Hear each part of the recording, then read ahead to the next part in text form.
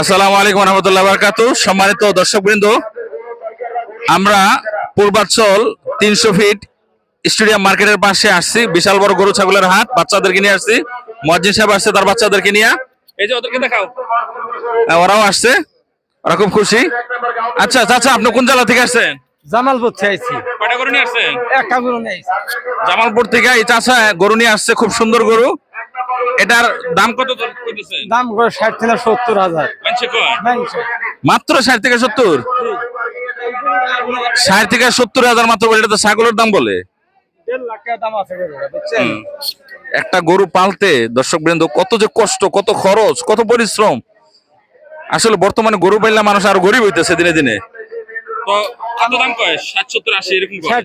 60 থেকে 70,000 টাকা দাম কয়। আমরা গরিব মানুষ, গরু পাইছি, দুটো পয়সা আশা, বুঝছেন?